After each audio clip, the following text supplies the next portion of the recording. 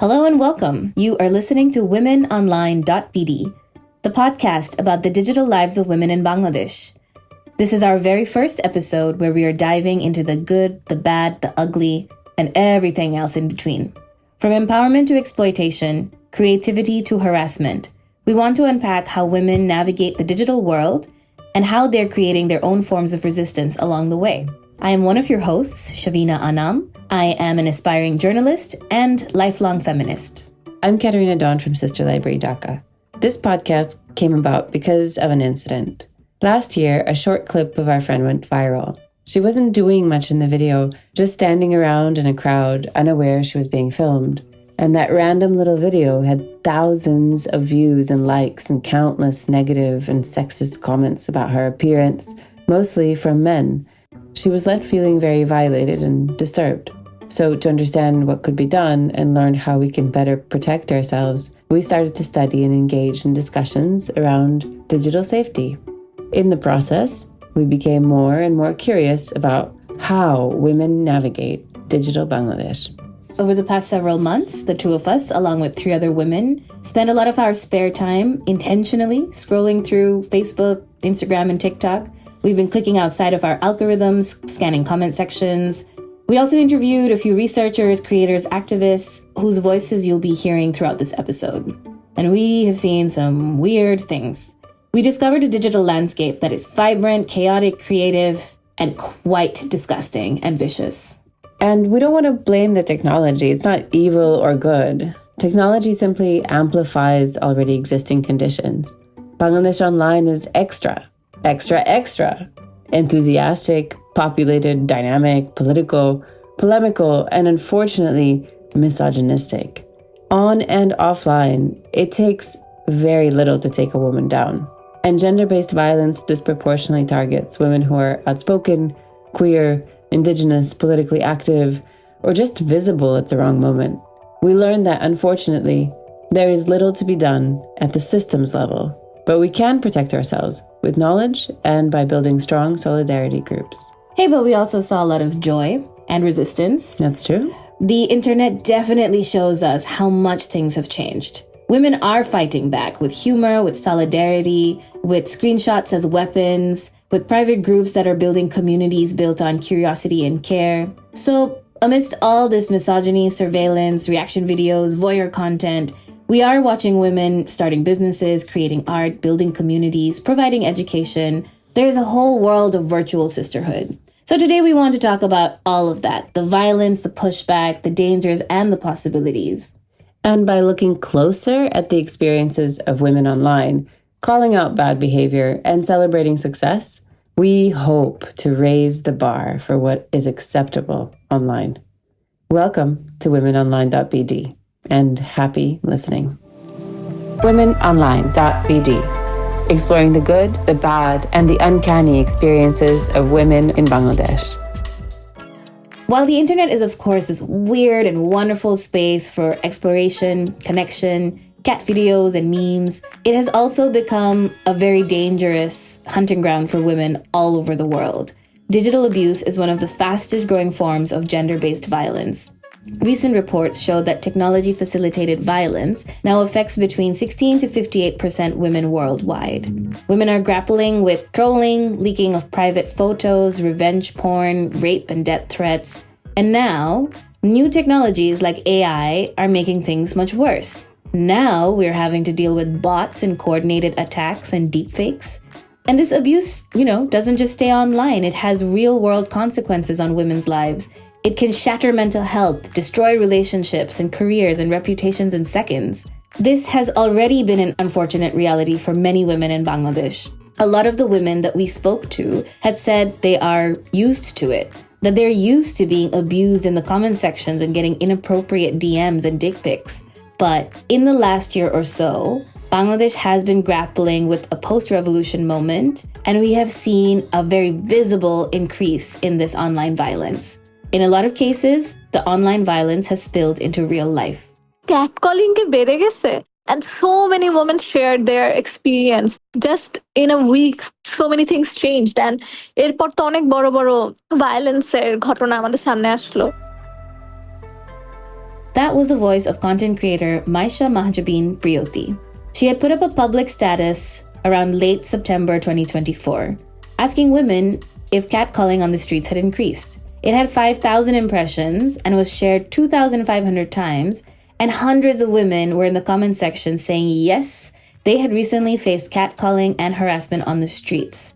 On those comments were tons of haha reacts by what looked like were a lot of bots. So it seemed quite apparent that something felt different post-August 5. There was an intentional, coordinated, maybe organized nature to these attacks.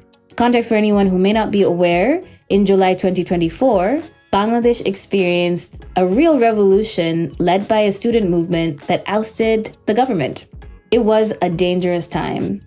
The security forces actually used military-grade weapons against protesters and civilians. And during that time, the internet was a powerful tool of resistance.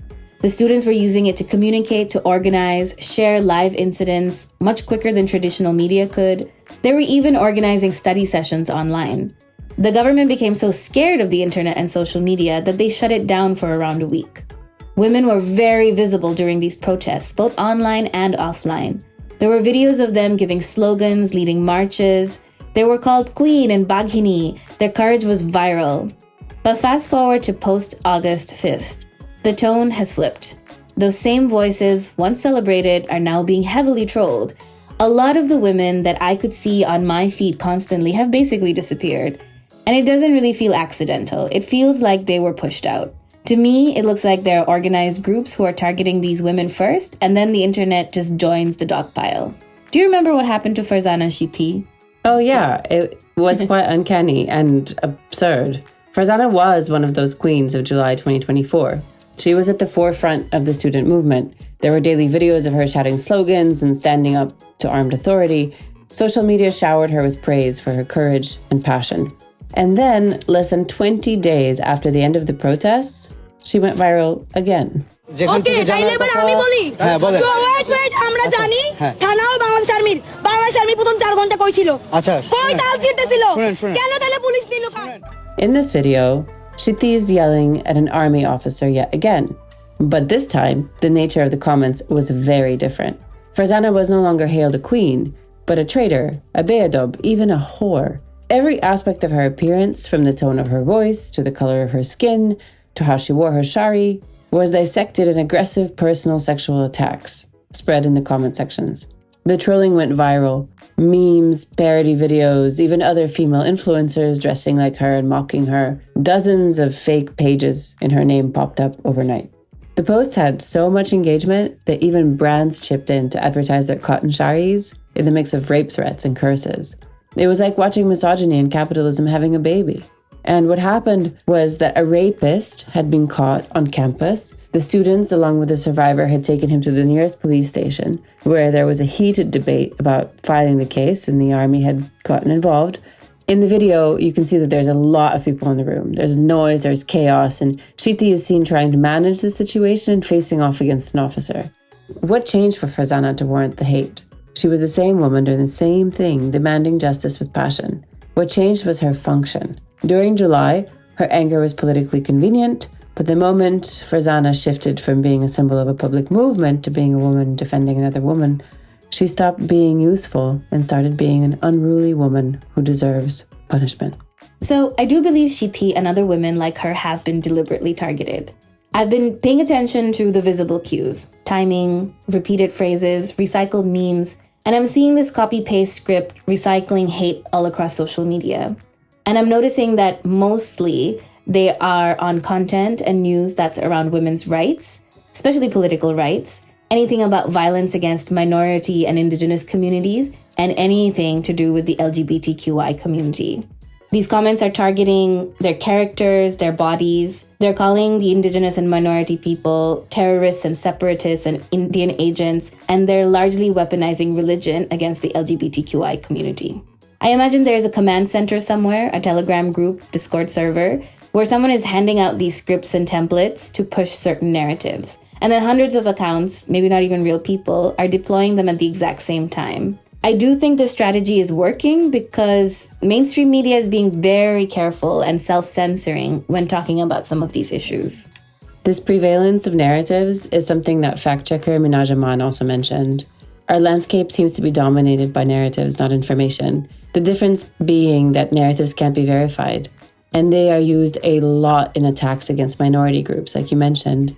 For the LGBTQI community, it's always been dangerous, but in recent times, online hate has reached a whole new level. It's hard to talk about sexuality without triggering waves of rage that almost always weaponize religion. One of our researchers for this episode, Kashfia, spoke to several LGBTQI activists about their online experience. Thick skin is what many of them prescribe as a means of survival online in Bangladesh, but often the threats download into the real world. Doxing, the leaking of personal contact information, is a common tactic used by right-wing groups to attack queer activists. Last year, there was even a book published at the National Book Fair, which included the names and contact details of key LGBTQI organizers and activists. Here's Kashfia. So one of the common denominators were the death threats that they received on social media just for existing as a trans woman, and also a lot of unsolicited sexual messages from men fetishizing them for being trans. Help them learn about the transgender identity. All of them did mention that they don't feel safe just existing in Bangladesh, especially after the protest last July, when all the minorities have been targeted. The situation for the queer community also worsened, even though a lot of community members were involved with the protest in July as well. So far, and this is something I found out very recently, 4 Hijra women have been killed in 1 year, since last July. Probably very targeted attacks. One of the prominent women were Sheila Chakma. I didn't know about the murders of the Hijra women. I guess it hasn't been in the news. I think it's truly shameful how LGBTQI citizens and citizens from minority groups are being treated at this moment. The July uprising was led by a group that called themselves Students Against Discrimination, so obviously attracted people from many different backgrounds. So what looked like was going to be this moment of unity and solidarity has descended into this environment of fear, further isolation, and social divides. There are some areas of contention, even within the feminist movement here, about intersectionality and inclusion.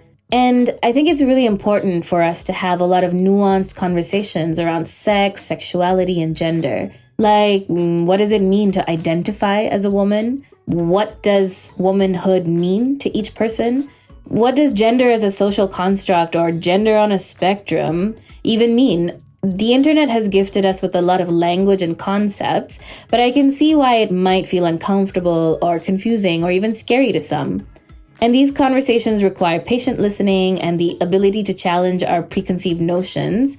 Like, isn't it interesting that all these trans women experience sexual advances from straight men? So obviously there's something going on there. But I think that's quite hard to do when you're always in survival mode. You're right. These conversations are really hard to have, finding the space, the time, the patience, and participants.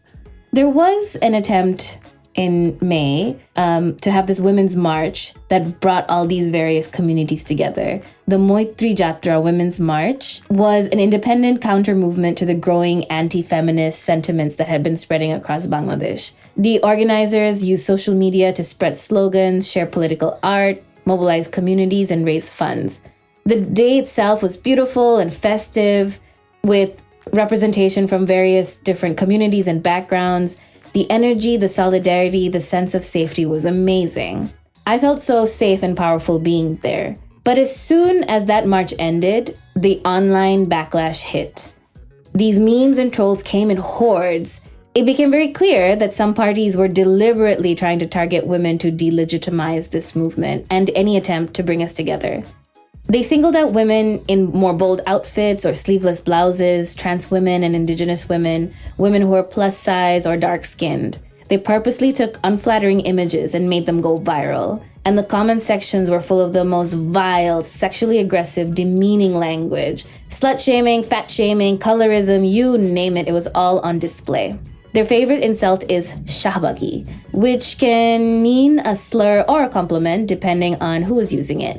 For the trolls, it's a catch-all slur for feminists or individuals associated with left-leaning, secular, or progressive activism. They insult them by saying they're unhygienic, they stink, they don't shower, that they're only feminists because no man wants to marry them. One of the women who faced these attacks were Maisha Mahjabeen Priooty, who you heard from earlier. I learned about the incident from a video she herself uploaded. আমি 16 তারিখে নারীর ডাকে মৈত্রী যাত্রা ওখানে যাই। ওখান থেকে বাসায় এসে আমি কিছু ছবি পোস্ট করি and after a few hours আমাকে কিছু মানুষ কিছু লিংকস পাঠানো শুরু করে, আমাকে নিয়ে কিছু মিমস বানানো হয়েছে। তো শুরুতে আমি খুব একটা পাত্তা দেই নাই, এরপর দেখি যে এভরি 5 মিনিটস আমাকে নিয়ে মিমস বানানো হচ্ছে and ওই মিমগুলো একটা প্যাটার্ন আছে। মানে আমি জানি যে আপনি যদি নারীর অধিকার, লিঙ্গ, আদিবাসী বা মাইনরিটি এই ধরনের কোনো সেন্সিটিভ ইস্যু নিয়ে কথা বলেন, আপনি গালি খাবেন, এটা অবধারিত। মানে বাংলাদেশে আপনি খাবেনই গালি, কোনো মিক্স নাই। আমি গালি খেয়ে খেয়ে আমার অভ্যাস আছে, ইটস ফাইন। সো আমি যখন দেখি যে এটা অন্যরকম গালি, মানে এই গালিটার একটা প্যাটার্ন আছে, শাহবাগীদের মতো আমি দেখতে না, সো এই মেয়ে কিভাবে শাহবাগে গেল, গালির প্যাটার্নটা আর কি এরকম। সো আমি কনফিউজড হয়ে গেছি যে হোয়াট ইজ হ্যাপেনিং। তখন আমি বুঝলাম যে এটা একটা বড় রিজন হচ্ছে যে আমার গায়ের রং, কারণ বাংলাদেশে বা আমাদের ইন্ডিয়ান সাবকন্টিনেন্টে ফর্সা হওয়া is the epitome of beauty. So Priooty is an influencer and content creator. And you can see from her content that she's into fashion and travel, and she uses her platform for social awareness. Objectively, she's very feminine. She's very beautiful and fair-skinned. So for her trolls, she didn't fit into the exact image of the feminist shahbagi who they consider dirty and dark and smelly with the septum ring. ট্রোলগুলোর ভাষা এরকম ছিল, তারা আমাকে fix করতে চায়, তারা আমাকে বিয়ে করতে চায়, তারা আমাকে ঠিক করতে চায়। এটা উপরের দিক দিয়ে খুব নর্মাল মনে হইলেও এটা আসলে নর্মাল কোনো কথা না, কারণ তারা আমাকে ফিক্স করতে চায়, মানে তারা আমাকে কিডন্যাপ করে, আমাকে অ্যাবডাক্ট করে আমাকে বিয়ে করতে চায়, তারা আমাকে রেপ করতে চায়, তারা আমাকে রেপ করে ইমপ্রেগনেট করতে চায়, তারা আমাকে মারতে চায়, হ্যাঁ, তারা আমাকে মেরে ঠিক করতে চায় যে এই মেয়ে কিভাবে শাহবাগী হইল। There were literally hundreds of memes, weird edited images making her seem nude in public. They were sharing old photos of her with friends and calling her a lesbian or transgender. আমি দেখলাম যে এটা আসলে কাল্টের মতো, একসাথে 20টা পেজে একসাথে একটা মিম পোস্ট করে, আর 5 মিনিট পর আরো 20টা পেজ একসাথে, মানে you can keep track of everything. I think আমি সব মিম দেখিও নাই। And when you are facing this kind of sexualization in such a big number, তখন অ্যাকচুয়ালি মাথা ঠিক রাখা বা মেন্টালি স্ট্রং থাকাটা অনেক কঠিন। And I had like good friends, আমার ফ্যামিলি অনেক সাপোর্ট করছে, because they were also scared যে তুই বাইরে যাইস না, মাস্ক পরে বের হয়েও এই সেই। Priooty had a strong support network. She and her friends spent hours reporting the fake and abusive memes, comments, and accounts. But there was no real action from Meta. Later, activists and lawyers reached out to her to support her and give her advice. What you have to make is doc file of people who did all of this. সেটা comment হইতে পারে, post হইতে পারে, and একটা doc file বানাইতে হবে, সেখানে তাদের ID link, screenshot. And it was already 4 days. আমার আবার 3 দিন না 2 দিন পরে exam, so I was trying my best to study, but ওটা খুবই কঠিন ছিল, মানে এমন মেন্টালি ডিভাস্টেটেড ছিলাম। আমাকে যখন ডক ফাইল বানাতে হবে তখন এর মানে I have to go through this comments, go through these people again. So এটা I wish আমি আগে জানতাম। এটাই আমি সবাইকে বলি, if anything happens, শুরু থেকেই start collecting the evidence. যদি আমি শুরু থেকে এটা করতে থাকতাম তাহলে কিন্তু আমার এটা 2বার 3বার এই ট্রমার মধ্যে দিয়ে যাওয়ার যে ব্যাপারটা এটা আর হইতো না। In the end, going this legal route, where there were literally thousands of content that she'd have to revisit again and file a complaint against anonymous users, seemed like a lost cause. So she didn't end up taking any legal action. This lack of systemic protection is something that came up in many of our conversations. There's no real formal ways to seek accountability without either being stonewalled or worse, shamed. The problem starts with sheer scale, right? Bangladesh's digital world is huge and growing bigger, and our system for monitoring crime or catching perpetrators just have not kept up.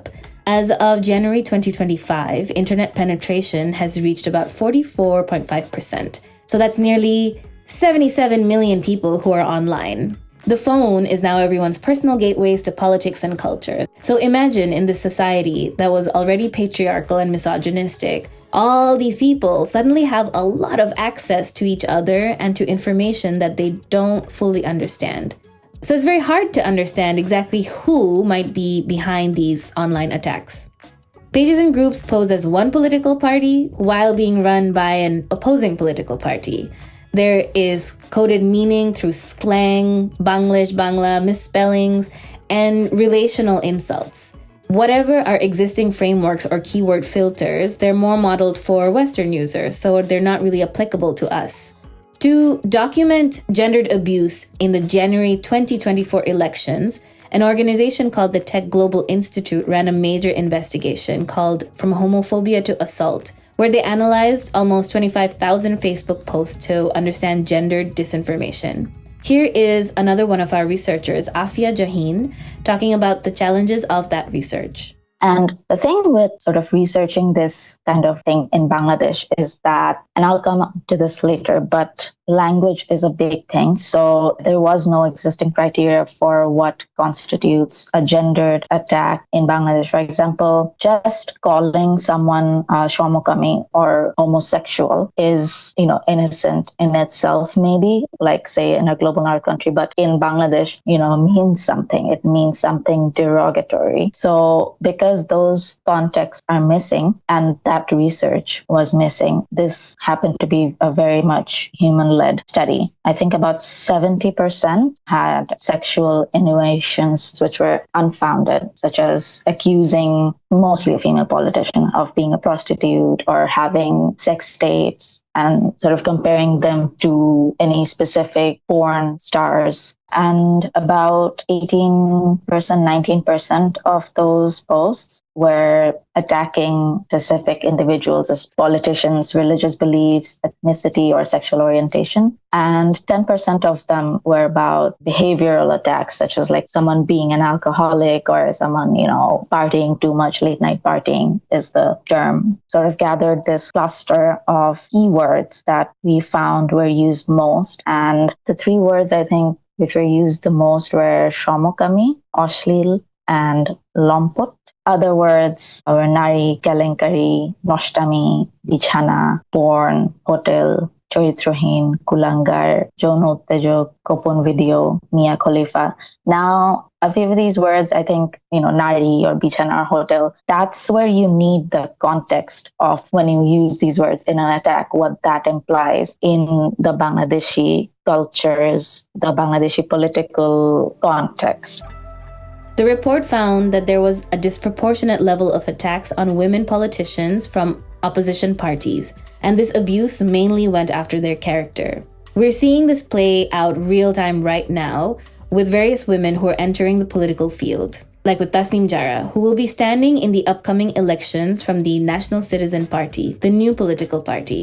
Jara is a doctor who was living in the UK. She had become very popular during COVID when she was making instructional and informative health videos. And she was everyone's darling, thousands of views and comments thanking her. I had even noticed a couple of videos on sexual health. But now, since she stepped into politics, those same videos are being weaponized against her.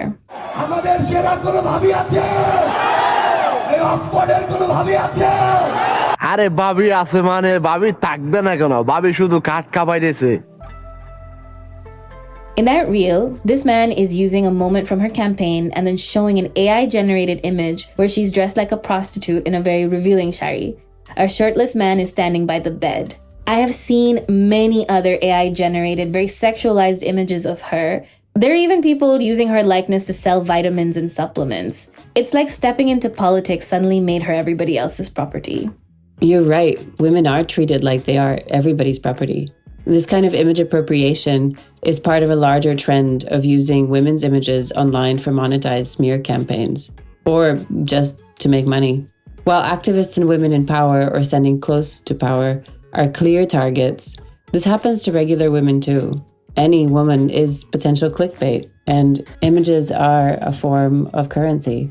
Here's Usrat Fahmida, a young journalist and one of our researchers, on her experience trying to find places to eat in Cox's Bazaar. and instead finding a sea of voyeur videos. I was on a trip to Cox's Bazar, and naturally I found myself on YouTube looking up the keywords like Cox's Bazar food. And one of the first posts that popped up was a woman who was filmed publicly without her knowledge and consent. And I looked into the account. It has 500 million views. Can you imagine? I forgot the name, but it has 408,000, 100,000 followers. Can you imagine? 408K followers. That is unthinkable. The account was created, it's an ongoing investigation. I pitched it to Dismisslab. They're going to get back to me, but it has 500 million views. It was created in 2022. And when you look up simple words like Cox's Bazar food or Cox's Bazar, that's one of the first videos or shorts that pop up. It's just unthinkable that 500 million people are watching these videos and there's nothing that's being done to remove these videos from these platforms. And it's just in your face. You don't have to use inappropriate keywords to look them up. If you look up something as simple as Cox's Bazar, it's going to pop up because a lot of those videos have 15 million views, 5 million views, 7 million views. And, someone my brother's age who probably also wants to look up food in Cox's Bazar, that content is going to pop up. There's that perspective and also the perspective of these women who have no idea they're being filmed online. The thing is with YouTube, after 2023, you cannot look up if an account is monetized or not. So I could not verify if this account is monetized. If it is monetized, it is earning a lot of money from just monetizing these videos. There are several fact-checking media platforms reporting on similar online trends. In my conversations with Minhaj and Tamara from Dismisslab, I learned that the incident of our friend being filmed standing idly, which I mentioned at the beginning of the episode, falls into a trending category called the unready shots. And it's super popular. I think there are three kinds of groups who are doing these types of attacks. For number one, I'll say there are these everyday users, those people who we have seen commenting under the posts of these dark shoe candidates. This was not an organized one. We have also seen targeted or organized attacks. The cases for Tasnim Jara or Dhaka University teacher Monami, there were targeted attacks for them. In the case of Tasnim Jara, we have seen that multiple political pages shared her deepfake images at the same time. So there was a clear coordination. Same happened with DU teacher Monami. Those were actually very much targeted attacks. And what I was saying that we have seen kinds of abusers. And the third types, I'll say that these are the group who do such shaming for financial benefits. These are these monetized abusers. So this is the third group who do all these things for money. Yeah, I've seen these videos. They're just ordinary moments. Women just existing. They're at the beach, fully clothed, laughing, playing in the waves. But someone seems to be filming them without their knowledge. They're zooming in on their bodies, on the wet clothes clinging to their butts and their boobs. I've seen some clips where the creator, Aman, is asking his audience to guess the color of the underwear behind the wet clothes. There are also a lot of pages where women are just doing normal things at home, even sleeping, which means it's men from their families who are taking their pictures without their knowledge. Unready shots, initially we knew that there were some Telegram groups where people shared random pictures of women on the streets without them knowing. And these groups were, they were Dhaka-based group. But then we have seen this monetization things. If you share such photos or videos on your YouTube channel or Facebook, so you'll get a huge audience and eventually a lot of money will come from there. So now we have seen that they have very dedicated YouTube channels where they share women taking shower, enjoying their vacations in Cox's Bazar or Foy's Lake. They are in their wet clothes, but portrayed very badly from a very inappropriate angle. Sometimes I feel like women in our country, they don't even have the right to enjoy vacations. Even, I visited Foy's Lake last year and I knowingly avoided going down to the water park just by thinking about these things I've seen online. That is what is happening right now. Even women going to shopping or going to work are getting recorded from inappropriate angles. I mean, they are getting benefited financially, just exploiting women's privacy. It's a very disturbing thing. There's actually a massive market of unready shots on social platforms such as Facebook and Telegram groups. Another subtrend is reaction videos, and not the cute YouTube product review kind. This is the polar opposite of the idle unready shots. Reaction videos feature women in rage, like Farzana Siti, and viewers rarely ask why this person is so angry. Instead, they comment on her manner and make it super personal. Death, rape threats, claims of marriage are normal. The more vile, the more likes. And then we have image and video alteration, which have become much more accessible and believable. Many nudify and deepfake tools are listed in the entertainment category, which is no accident. So after I clicked on a few of these and then checked out the comments and profiles, it didn't take much for my algorithm to be giving me more of these. And it's a cesspool out there.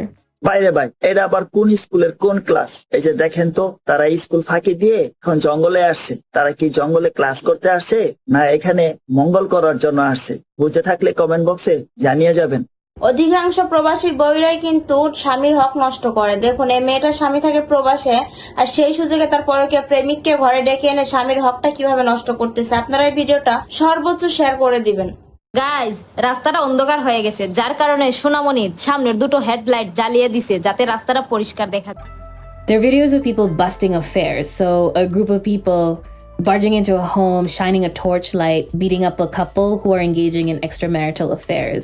Some of these are about a husband being a migrant worker living abroad while the wife is having an affair here. I'm not completely sure. Some of these look like they might be staged. There's a lot of pedophilic content as well, with very young girls in school uniforms with a lot of comments about the shape of their breasts.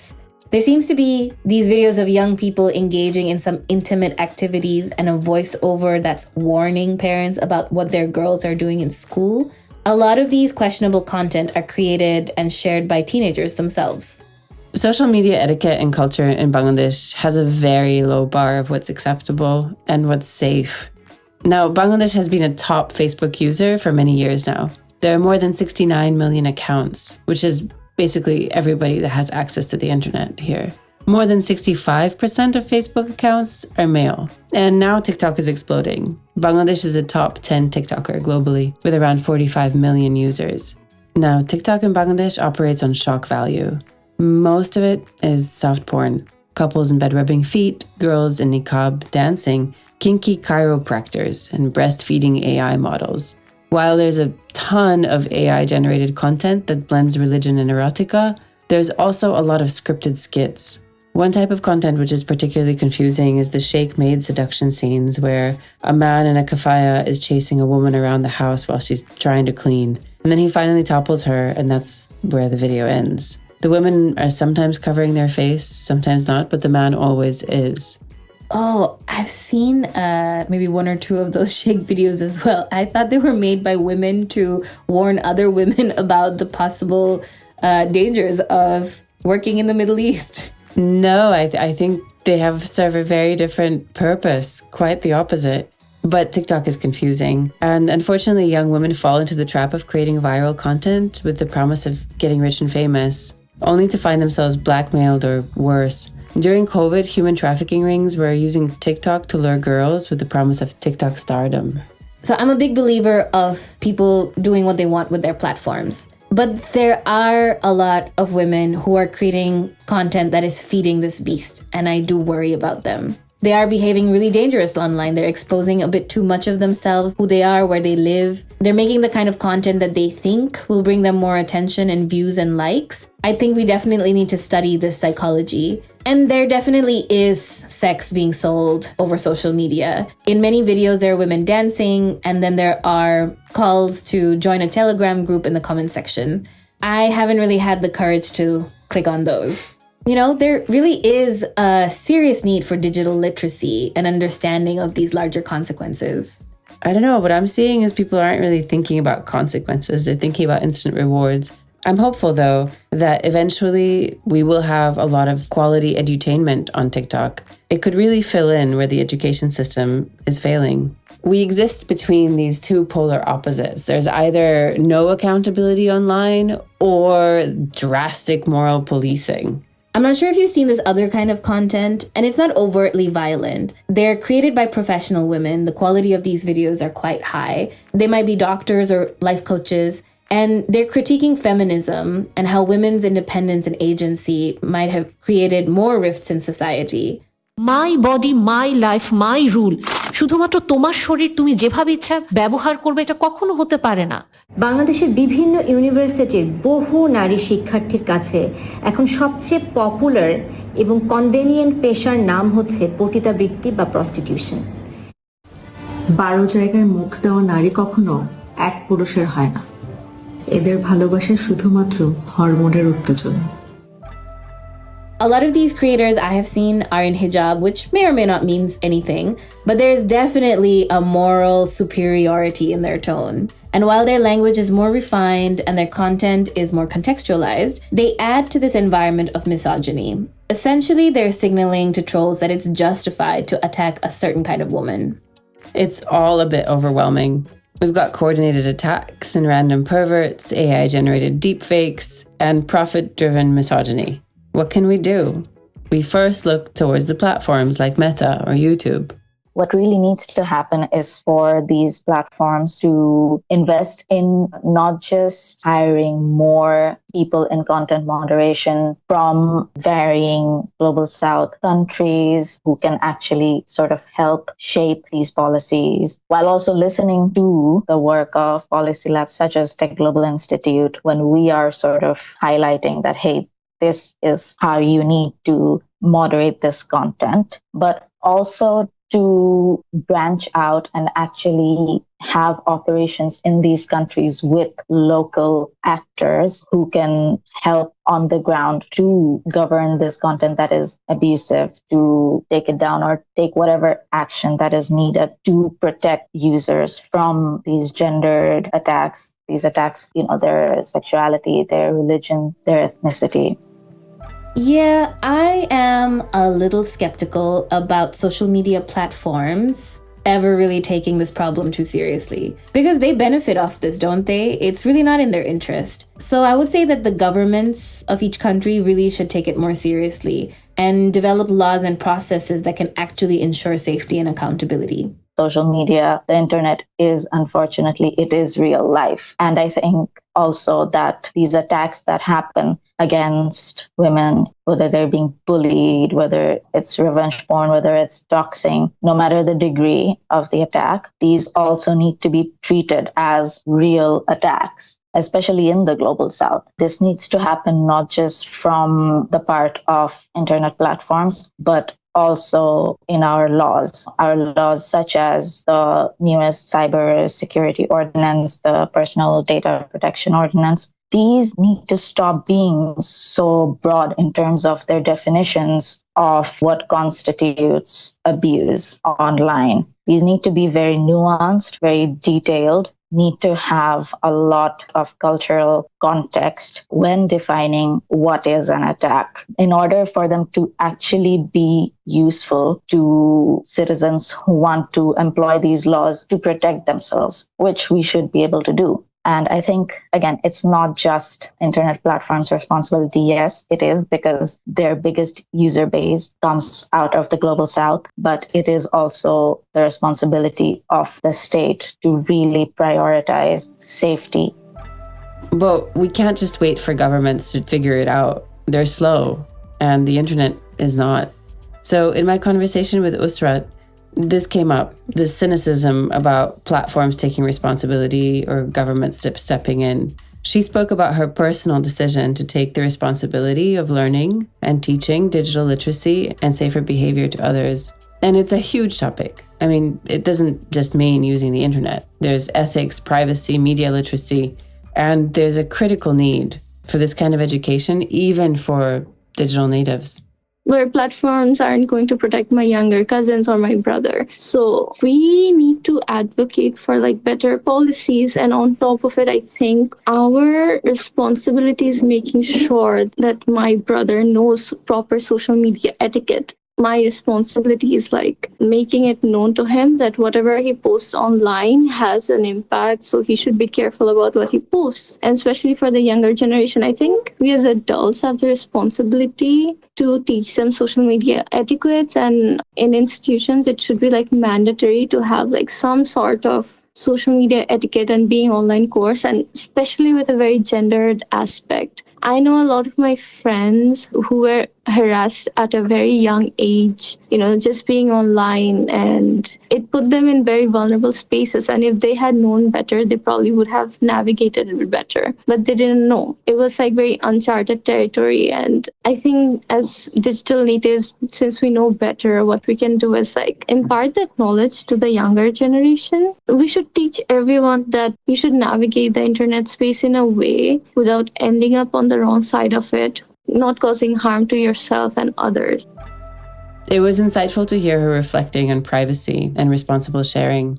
I also worry about young people. Like, I have a younger brother, right? And he really doesn't care about his digital footprint. Like, for me, I'm really embarrassed about the sites that I've been on and created an account. Nothing inappropriate, of course, but I think if you look me up, my Pinterest is going to pop up. If you Google me, my Pinterest is going to pop up. And then I probably have like some sort of embarrassing mood board that is made public. So if someone looks me up, they're going to find that, right? So I think people need to be really cautious about their digital footprints. And I think right now, even though it somewhat takes the joy out of posting, because, when you're posting like without any care, it's fun, but I'm trying to build this like habit of this quick check-in with myself before I post something very loaded or emotional. Is that like I ask myself, would my future self, let's say in like 2 months, be okay with me sharing this? Does this post or story share something that gives out like sensitive information about my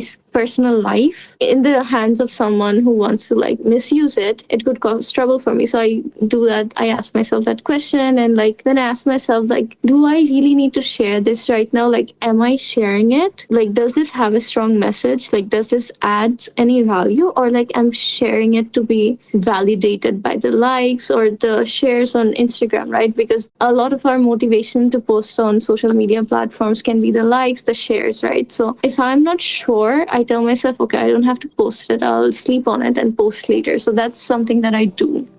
I love that check-in. And I think that's such an important thing to do right now, right? There's so much misinformation and fake news. And more people really need to take that moment before they're deciding to share and amplify. Hand in hand with digital literacy, I think young people in Bangladesh definitely need a lot more sex education. I spoke with Bushra Apa, who is an immigrant Bangladeshi living in the States. She is creating sex education content through her platform, and so that young people can understand what coercion might look like in a relationship, or that they can recognize it in a DM. And for her work, Bushra Apa faces quite a lot of harassment. What I like about her, though, is that she takes a very proactive approach to tackling them.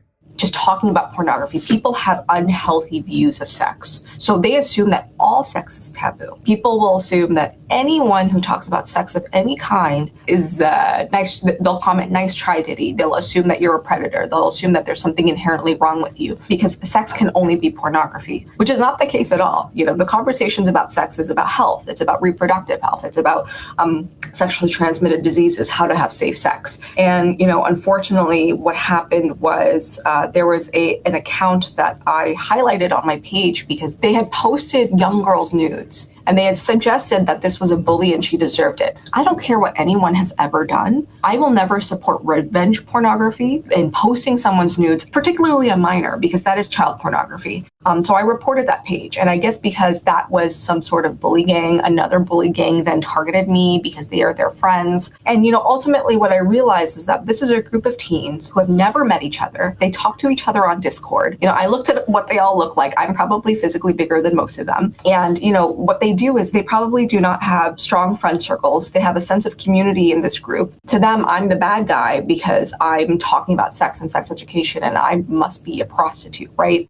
They went as far tried to create AI pornography of me, and they suggested that they would throw acid on me. I know that's not something that they can do because I protect myself in many ways. And I did take the threat seriously because it is not a joke to threaten somebody online. I think one of the biggest issues right now is that there are so many people who do not touch grass, and they are so chronically online that they do not understand that there are real human beings behind these profiles. And, I lived during a time, I'm 34, so I lived during a time where the internet didn't exist. I used to still play outside with my friends. So I did go to the police. I live in the tri-state area.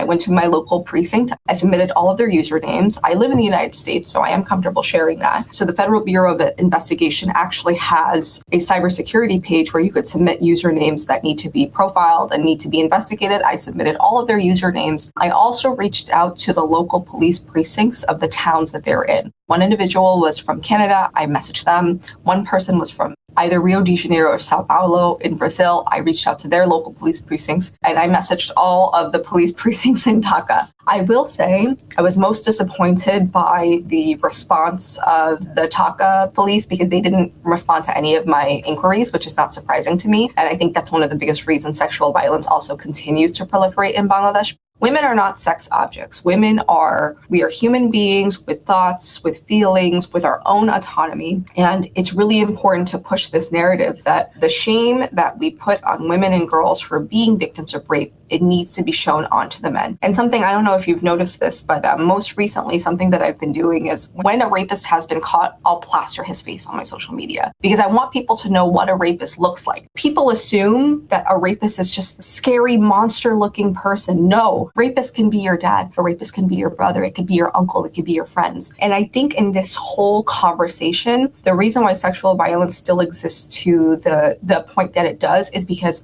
men are not advocating against sexually violent people as much as women are. And it's because they're not the victim. I want people to visualize and understand what is happening to these girls and these women and the fact that they will carry these scars with them for the rest of their lives. Why do they have to carry that shame? That's not fair. So I want these men, I want these pedophiles, I want these groomers, I want them to be targeted, I want them to be blasted, and enough is enough because there's only so much that we can take, and it's time for us to fight back, and we all have to fight back together. I do see so many women fighting back. তার চেয়ে বড় কথা একটা মেয়ের যদি breast size বড় হয় comment সেকশনে ডাব বড় দুদু খেতে চাই টিপতে চাই দিবেন পাহাড় উঁচু পাহাড় একটা মেয়ের যদি ব্রেস্ট সাইজ ছোট হয় ছোট দুদু টিপতে চাই টিপে বড় করব ছোট কচি মাল. There are new feminist content creators who are challenging everyday sexism. Women are using screenshots as a weapon to expose abusers and harassers. We've even seen some cases of men losing their jobs because they sent a sexually aggressive comment to somebody. I see a lot of women fighting back with memes and humor, which I love. There are pages and groups that are creating educational content to amplify the voices of feminist activists. Thank you for bringing us back to the light side. I have a tendency to focus on the bad stuff, but there are so many creative ways that women are using the internet in Bangladesh to thrive. And paradoxically, the internet offers us privacy and anonymity, precious in a country of 180 million. And for queer people and minorities across the country, the internet offers a way to connect, to find validation and community. Here's Kashfia again. Social media also, in a way, helped with their confidence dealing with gender dysphoria, especially when they started transitioning and dressing in a more feminine way, and they felt safe to post it on social media, like especially within the friend group, and they felt very validated. I've learned a lot on social media as well, and I've discovered so many amazing women.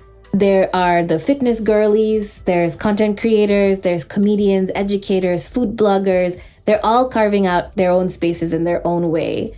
There are even a lot of immigrant Bangladeshi women now who are speaking about their experiences, the culture, the clashes, rediscovering the identities. And I really loved seeing all these various creators. Some of my favorites are Banglar Bartender and Village Life with Banita, who is turning old materials into creative DIY projects. There's also the Cycle Breaker Mom, who is giving parenting advice, challenging some of our existing Bangladeshi parenting strategies. And social media has created a huge entrepreneurial opportunity for women. There are now food bloggers, influencers, artists, and many businesses that are specifically run for women by women. One such is Shape, which is a bra company. You'll see a lot more women of diverse shapes, sizes, and skin colors. The idea of Shape is that underwear can be comfortable and not just for sex. Because it was a COVID enterprise, the internet was a very big part of their growth. I spoke to Monoshita, who is the founder of Shape, and here's how they got started. We actually started out of Instagram and not any other digital platform. We didn't have a website, nothing. So why Instagram was that we could have two-way conversation, because everything else was a one-way communication. You put information out there, people maybe interact, there's a like, there's maybe like a random comment, and that's about it. With Instagram, what we did is we used their tools, like people could ask us questions anonymously, which we could reply to publicly without publishing their names. So someone's asking a question about, I don't know about my size and I don't know how to figure this out. And when I'm responding to that on our public Instagram page without, publishing their name, they are comfortable. And then 20 other girls are seeing and they're like, oh my God, I also don't know my size. So that sort of started this two-way street communication, which helped us drive a lot of awareness and for us to also understand what are the problems. I'm assuming it was for a marketing purpose, but Shape started an online community. And I've noticed that online communities is a very powerful space for women. These spaces are creating a sense of solidarity and empowerment that's quite hard to find offline. These women are talking about various different topics, and while I see some of the same problems exist, like the oppressive mother-in-law or not getting married because of your dark skin, people take charge of the conversations, and we started seeing what sort of posts come in. It started off with a lot of posts about people's reproductive health, sexual health, people asking a lot of questions that should have been taught in like sex education classes in Bangladesh, which we don't have, unfortunately. A lot of questions later on about mental health, depression, where to get help, lots of doctor recommendations, which can range from gynecologists to more specific needs, like who's the best open heart surgeon, etc., etc. But the conversations actually circulated mostly around very intimate conversations that women would have inside a closed door community, like you said, like, us and our girlfriends would know. And I think one tool that really worked for this is the anonymous feature. The whole anonymity gave this platform a whole new level where people started like going all out, sometimes in a good way, sometimes in a slightly crazy way. We've seen a lot of posts where people would ask very serious questions about their marriages, their sex life with their partner, and they would actually ask for recommendations in terms of like, what am I doing wrong? Is there something I can do differently? And what was interesting is that people are not making fun of each other over there. People are actually coming together and giving peer-to-peer suggestions. So in effect, what this community in the long term has become is that acting like a confidant or like an older sister or somebody in the house. Sometimes we can't even go to people we know with some of these issues because we are embarrassed. But when we are being able to share that in a safe space where we know that no one's, going to shame us for asking questions that people expect us to know about or expect us to figure it out on our own, people have been using this for very, I would say, healthy and interesting ways. I also love seeing how bold and progressive some of these conversations are. Women are talking openly about sex and masturbation, topics that were usually too taboo. They're sharing experiences, asking questions, giving advice, even giving recommendations for vibrators. And the community always responds with support rather than shame. This is a great example of how we can shape online spaces. Did you come across anything that really surprised you in your survey? Yeah, I have to tell you about this corner of the internet that really surprised me. What surprised me is that a lot of these women were wearing a hijab, and it was a very important reminder for me on how this garment actually doesn't need to hold any woman back from professions, like many of us tend to think so. I found this one doctor talking about how sex during menstruation is haram, anal sex and oral sex is haram. So what can you do? And so she gives some good instructions on what you can do with your hands and breasts and some coconut oil instead. তারা চাইলে স্ত্রীর দুই স্তনের মাঝেও মিলন ঘটিয়ে বীর্যপাত ঘটাতে পারে, অর্থাৎ স্ত্রী তার দুইটা স্তন সুন্দরভাবে চেপে ধরবে আর স্বামী আলতোভাবে অলিভ অয়েল অথবা নারিকেলের তেল লাগিয়ে আলতোভাবে মিলন করতে পারে। Their comment sections are clean and their discussions are respectful. It might be because of how she looks, or maybe it's because some of these conversations are framed within religion and marriage, but they're there, it's happening. If I ever saw this woman in person, I would never think she would be online talking about sex. So even with all that has remained unchanged, it's amazing to see so many women being so authentically themselves online. They're talking openly about things that were long considered too sensitive. While there are women of various ages doing this, I am most inspired by the I don't give a fuck ways of the Gen Z woman. Well, the Gen Z woman online is much more brazen, and they have a different level of tolerance and courage for expression, and they just have a different relationship with the internet. I think that's what makes us different, right? The Gen Z, like we speak what's on our mind on the internet in an unfiltered way. During July and August, there was a lot of information. And every time I posted, I was sure that I had verified the information twice or thrice from the source. I had classmates, friends I had known for years who were amplifying certain messages, who were amplifying like posts that might not have been reliable. So I got mad. I was like, why are you sharing this? Did you verify? And, they got mad at me for like not sharing it. So there was that thing that happened. But, post-August for me has been really in my smaller circle of friends, really telling them that, whenever you share a message, whenever you share something that has a lot of loaded information, please be careful. Please verify the sources. Please understand that there might be some sort of bias, or, this might be a post that is trying to influence you or incite a certain violence. If it's against a certain community or minority, please do check the tone of the message. I like saying this phrase that gets a few laughs, but it holds a lot of truth, I think. It's that I was raised by the internet. I grew up in a household where my parents did not restrict my access to the internet, and this was like when I was as young as 8 or 9 years old. The internet has always been a place of like wonder and joy to me, That was Usrat again. It was insightful to hear her reflect on her digital life and how the internet itself has evolved. Felt exploratory rather than extractive, the space. Because back then I had the control to go into spaces and find it on my own. But right now, the platforms that I mostly use, whether it's Facebook, Instagram, or TikTok, it kind of feels like pushed on my face, it just feels more extractive in the sense that they want my attention for their profit. And her enthusiasm for it is contagious. I actually loved listening to that conversation between you and Usrat because it reminded me of the wonder and opportunities of the internet. Actually, one of the best things about researching for this episode was speaking to all these women and looking at the diversity of content creators. Our worldviews, understanding of philosophy, politics, economy, it's so much shaped by the voices of men. So I really loved having these conversations and having the voices of women in my ear. And I think what I'm taking away from this experience is that I'd also like to live more loudly online. I tend to overthink way too much about what I post and censor myself. So I'd like to engage more and be part of counter narratives. I'd like to have more conversations with more women, even the ones I disagree with. Because as identity politics and algorithms divide us further, I really feel it's more important than ever to reach out to each other. Is there anything in particular that struck out to you?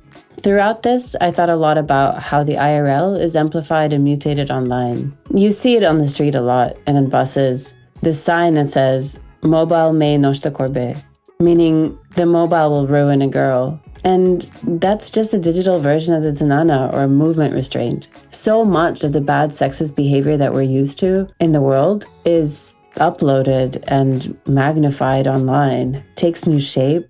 My takeaway is that it works both ways. We have to put a lot more effort to amplify the good stuff and to not be afraid to look at the bad stuff. And sure, it's hard. The bad actors have bots, whole armies of them. They're 5 steps ahead. But I'm super excited to keep exploring how women are getting creative to escape the paradigm. The digital lives of women in Bangladesh are complex, contradictory, messy, and deeply political. And just like you said, like in real life. And this is especially stark at a time when the country itself is being renegotiated. What is happening online can have the power to shape who feels safe to participate in public life tomorrow. So this podcast is an invitation to listen more carefully, to share more responsibly, and to stand with women when the backlash comes. This is womenonline.bd, and the conversation is just starting. Womenonline.bd. Exploring the good, the bad, and the uncanny experiences of women in Bangladesh. We would really like to thank everybody who has been part of this effort. Big thanks to our researchers, Afia Jahin, Kashfia Chowdhury, Usrat Fahmida, Shamsad Navia Novelli. A huge note of gratitude to our interviewees, Monoshita Ayruani, Maisha Mahjabeen Priooty, Bushra Apa, Minhaj Aman, and Tamara Yesmin Toma. The reports we used in this research include works by the Dismisslab, the Dissent, and the Tech Global Institute. Big thanks to Saiq'a Chowdhury, Barrister Priya Asan, and Dr. Nova Ahmed for inspiring us. To Anamul Hassan Raju, our sound engineer. And of course to Sister Library with the support of Goethe-Institut Bangladesh and HerStory Foundation.